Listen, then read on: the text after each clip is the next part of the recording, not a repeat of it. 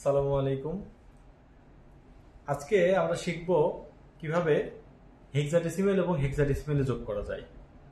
আমরা গত ক্লাসে শিখছিলাম কিভাবে অক্টাল আর অক্টালে যোগ করা যায়। আজকে শিখব হেক্সাডেসিমেল এবং হেক্সাডেসিমেলের যোগ।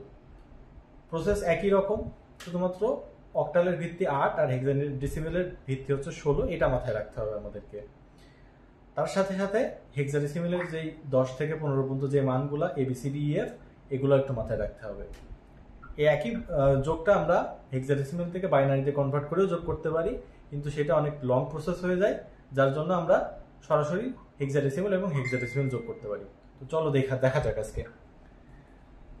হেক্সাডেসিমেল আর হেক্সাডেসিমেল যোগ করার জন্য আমাদেরকে প্রথম মাথায় রাখতে হবে এদের এখানে যদি দুইটা সংখ্যা এদের যোগফল যদি 0 থেকে 15-র মধ্যে হয়, তাহলে যে সংখ্যা হবে সেটাই বসে যাবে।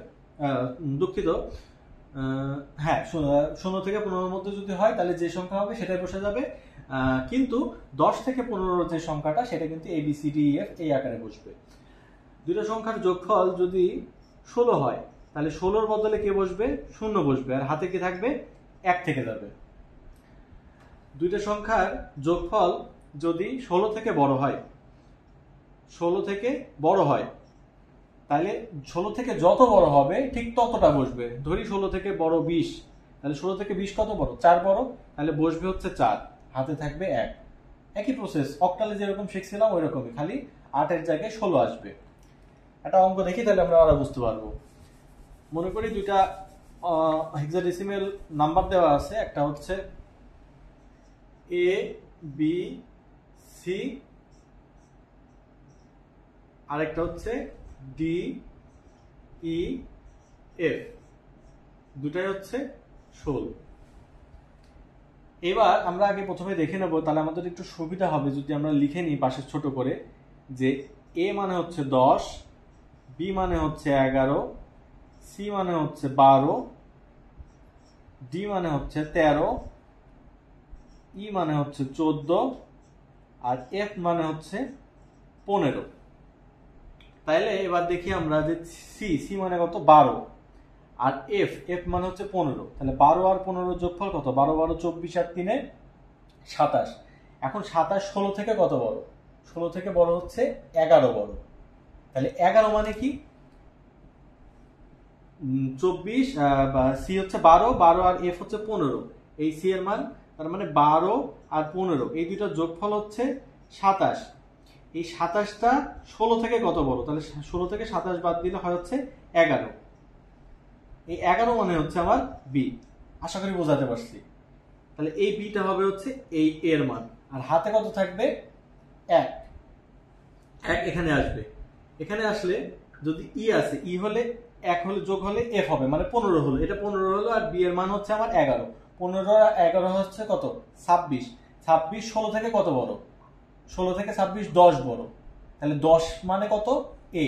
তাহলে এইখানে বসবে আমার A। বোঝা গেছে? তারপরে হাতে আছে আমার 1, সে 1 এখানে আসলো। এখানে আসি ডি এর জায়গায় কি হলো? ই হলো। ই হলে কত হলো? 14 হলো। এখন এই 14 আর এইখানে হচ্ছে A, মানে হচ্ছে 10। 14 আর 10 হচ্ছে 24। এই 24টা 16 থেকে কত বড়? 16 তার মানে হচ্ছে 8 বড়। তাহলে আমার এখানে বসবে হচ্ছে 8, আর হাতে কত আছে? 1, সেই একটা এখানে বসে যাবে। এটা আমার হয়ে যাবে হচ্ছে ক্যারি। এটা আমার যোগফলটা আসবে হচ্ছে হেক্সাতে। এখন আমরা যদি এইটার হেক্সাডেসিমেল বাইনারি সংখ্যাটা লিখি, মনে করি যে এই টোটাল একটা হেক্সাডেসিমেল বাইনারি সংখ্যা আসলো, A এর জন্য একটা আসলো 4 বিট, B এর জন্য আসলো 4 বিট, C এর জন্য আসলো 4 বিট। 4 বিট 4 বিট করে আমরা ভাগ করে নিলাম বোঝার সুবিধার্থে। আর এখানেও সেম একই ভাবে আসলো, 4 বিট 4 বিট করে ভাগ করে নিলাম। এর যোগফলটা আমার আসবে, যেটাই আসবে না কেন, সেটা আমি যদি চেক করতে যাই যে বাইনারি সংখ্যাটার অ্যাকচুয়ালি হেক্সাডেসিমেল মান সেটা কিনা, তাহলে আমরা ওইটাকেও এরকম 4 বিট 4 বিট করে এই পাশ থেকে ভাগ করতে করতে এসে এই পাশে যদি আমার কোনো শর্ট পড়ে, তাহলে আমরা 2টা শূন্য বা 3টা শূন্য যেটুকু শর্ট পড়বে 4 বিট হওয়ার জন্য সেটুকু যোগ করে দেবো। দিলে আমি তখন ওইগুলার 4 বিট 4 বিট করে মান যদি আমি চিন্তা করি, তাহলে আমার এরকম 1 8 A B এরকম মানটা চলে আসবে। আশা করি বুঝতে পারছো। তাইলে আমরা খুব সহজেই, যদি আমাদের বাইনারিতে কনভার্ট করার প্রয়োজন না হয়, তাহলে আমরা হেক্সাডেসিমেল আর হেক্সাডেসিমেল দুইটা যোগ করতে পারি এবং দুইটার যোগফলটা আমরা হেক্সাডেসিমেলে লিখে দিতে পারি। So thank you.